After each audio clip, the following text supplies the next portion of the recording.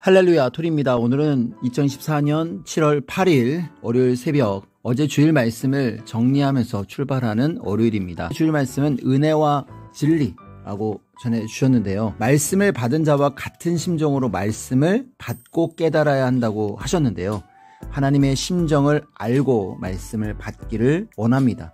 평생 하나님께서 돕고 함께 해줘도 내 마음도 해준 것도 몰라주는구나. 역시 사람은 무식하고 무기력한 존재로 자기밖에 모르는구나 하고 깨달았다고 했습니다. 나도 사람들에게 이런 마음인데 하나님은 인생들을 향해서 오죽하시랴 하는 마음을 가지고 하나님을 대하니 하나님과 금방 통해서 깜짝 놀랐다고 했습니다. 사람마다 다르기는 하지만 대부분 사람은 은혜를 받아도 그때만 잠깐 하나님이 해주심을 알고 그때가 지나면 잊습니다. 사람이 은혜를 크게 입어도 그때만 잠깐 반응을 보여 행하고 곧 그 마음이 변하고 관심이 없습니다. 그러고선 또 받기만을 원합니다. 불신자들은 예수님이 잘해줘도 막무가내들이었습니다. 충성자들은 왜 하나님이 악인들이 의인들을 이토록 괴롭혀도 심판하지 않냐고 그냥 놓아두시냐고 불만 불평드립니다.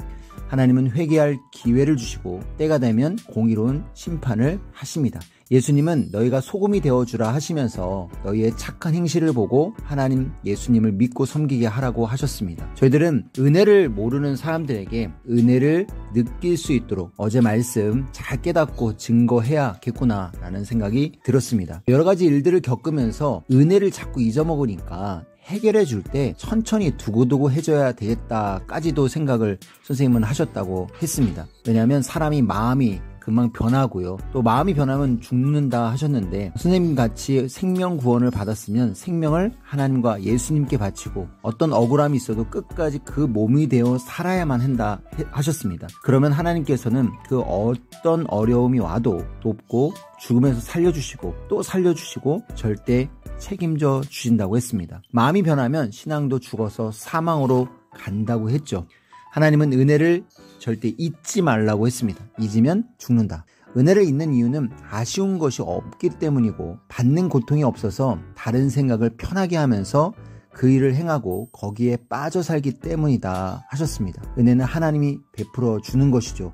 하나님의 은혜로 지옥, 사망, 고통, 죄악의 세계에서 나오게 되었습니다.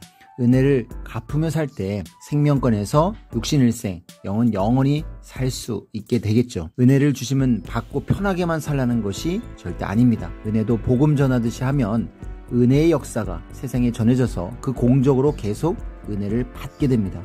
하나님이 주시는 은혜는 하나의 재산과 같다고 했죠. 낭비하면 망합니다. 은혜의 종류를 다양하게 말씀을 해주셨는데 와, 이와 같이 많구나 생각을 했습니다. 모두가 은혜를 받기 원합니까? 은혜 받으려면 은혜 생활을 해야 한다. 은혜의 농사를 지어라 하셨습니다. 은혜의 농사를 짓는 것은 힘들지만 은혜가 풍부하고 충만해지고 은혜도 배워야 알고 받기도 해서 귀히 여기고 또 은혜를 나누어 주어 가물지 않고 늘 충만하게 된다 했습니다. 하나님은 사람을 통해서 주시고 또 어떤 자는 하나님의 은혜의 심부름을 하기도 한다 하셨습니다. 사람들이 베풀어 준 것으로만 아는데 사람도 은혜를 주지만 하나님도 본인이 직접 주기도 하신다 했습니다. 하나님은 개인, 가정, 민족 은혜를 줄 만큼 주시고 다스리고 통치하신다고 했는데요. 다양하게 은혜를 주시더라고요. 성경을 보면 아브람 자손인 이삭, 야곱, 요셉 모두에게 은혜를 베푸시어서 어디 가든지 잘되고 형통하게 하셨고요.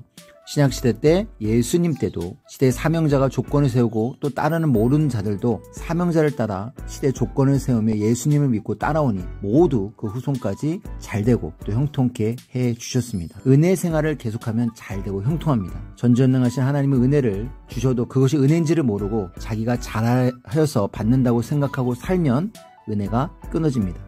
이제 하나님께서 섭리사에 주신 은혜를 말씀하셨죠. 말씀의 반석 터전을 깎고 복음 역사의 은혜가 시작됐다고 했습니다. 육도 영도 건강해지고 환경과 교회 전시살이 이사 이동할 때마다 은혜를 주셨고 해외 복음의 역사가 40년 가까이 번창케 해주셨고 얼명동 하나님 자연궁전을 개발하는 은혜를 주셨고 약수를 주셔서 건강케 되는 은혜를 주셨습니다. 이렇게 섭리사와 자연성전에 은혜를 베풀어 주셨습니다.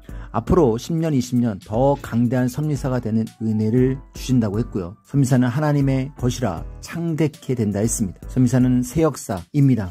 하나님이 새 시대 말씀을 주시고 선생으로부터 새로 역사를 45년 동안 해와서 이룩한 역사입니다.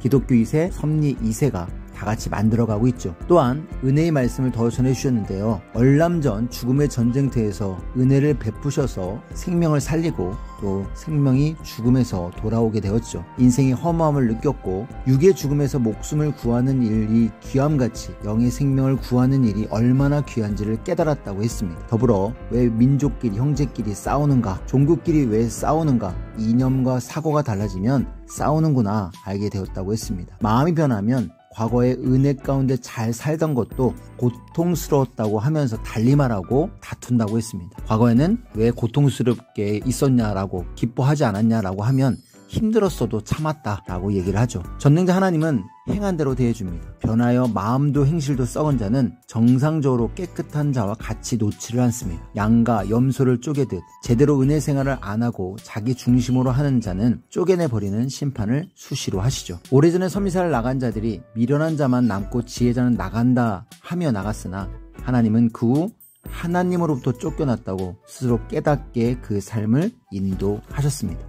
하나님은 심판하실 때 변하지 않았을 때와 변한 때 모두를 보시고 하나하나 따져보십니다. 변한 때만을 중심치 않죠.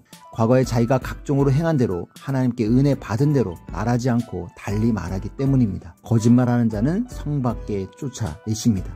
하나님의 은혜 중 큰 은혜는 하나님을 보여주는 것, 성령님을 보여주는 것, 주의 얼굴을 보여주는 것입니다. 이것을 진실로 귀히 여겨야 한다 하셨죠. 영의 눈으로 못 봐도 말씀한 것을 들으면 은혜라고 했죠. 말씀이 하나님이기 때문이다 하셨습니다. 은혜는 각종 것이 많은데 새벽에 일어나는 것, 기도할 때 깨닫게 해주는 것, 또 큰 은혜고 사랑해주는 것도 은혜라고 하셨습니다. 천년의 새 역사는 하나님께서 인생들을 신부같이 사랑의 대상으로 가까이 대해주시는 사랑의 은혜 시대라고 하셨습니다. 하나님께서 사랑으로 대할 만큼 대해주시는데요. 이를 알고 따라가는 자만이 그 역사 안에 들어와 육도 영도 시대 구원을 이루고 간다 하셨죠. 하나님은 따르지 않는 자에게는 기본적인 은혜만 베풀어 주시고 나머지 모든 은혜의 축복은 시대를 좇고 믿고 따르는 자들에게 퍼부어 주십니다. 말씀을 안 들어 마음이 통하지 않으면 괴롭게 하시고 형벌을 주십니다. 신앙인들이 누구는 잊어도 그 무엇을 잃어도 하나님 성령 주만큼은 절대 잊지 않을 것 같아도 수시로 잊어버립니다. 불이 붙어야 하고 말씀의 생활을 해야 한다 하셨습니다. 잊으면 죽는다. 기억에서 잊으면 죽는 것입니다. 하나님 성령 주를 잊지 않음이 산 것이고요. 그것이 은혜입니다. 하나님을 잊지 않음이 은혜입니다. 오늘 낱낱이 그 은혜를 기록하여 전해주셨다고 했습니다. 우리가 전능하신 하나님과 성령과 주께 은혜를 받아도 그것이 은혜인지를 모르니까 하나님과 함께 행하지 않는다 하셨습니다. 그러니 불만도 서운함도 가지고 사탄도 침범한다 했습니다. 알면 속는 자에게 속임을 받지 않고요. 확인하고 확실히 아는 것이 큰 은혜라고 했습니다. 감동을 줬을 때 깨달아야 한다 했는데 깨닫는 것도 은혜입니다. 얼명동에는 하나님의 은혜, 그 실체를 눈으로 볼 수 있는데요. 저희들이 그것을 보고 받고 순간만 좋다고 하지 말고 죽을 때까지 쓸 때마다 감사하고 연구하며 은혜의 말을 하며 써야 된다 했습니다. 중요한 말씀이라고 하셨습니다. 귀를 쫑긋 들으라고 했는데요. 지혜로운 자는 이것을 안 하니 하시면서 원작과 상징이 있다고 했습니다. 미련한 자는 원작과 그 모양과 형상이 똑같아야만 이해하고 믿어주고 원작 취급을 하고 교훈 삼고 기뻐한다 했는데요. 현재는 의미와 뜻, 특성이 같으면 상징도 같다라고 이야기하면서 귀하게 여긴다는 것입니다. 하나님은 특성, 마음, 행실이 비슷하면 표상으로 상징하여 이와 같이 이러하다 하고 비유를 들어 말씀하시고 계시도 합니다.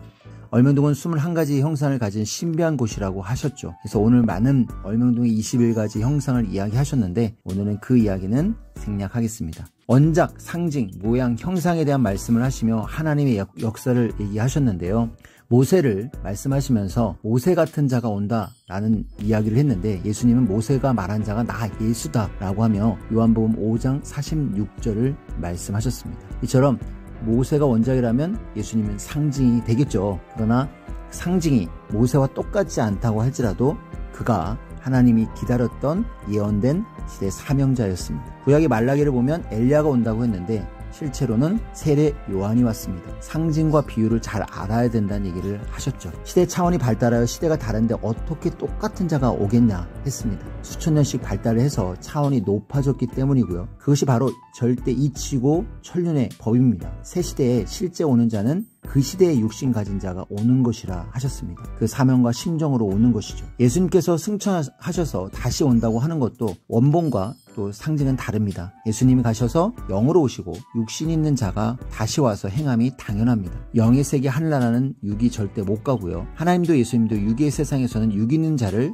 그의 몸으로 삼고 부리고 명령하고 육 있는 자를 약속대로 사랑의 대상으로 대하신다고 했습니다. 미련한 자는 똑같은 그 육체가 온다고 믿고 기다리는데요. 지혜자들만 맡고서 같이 역사를 펴고 간다고 했습니다.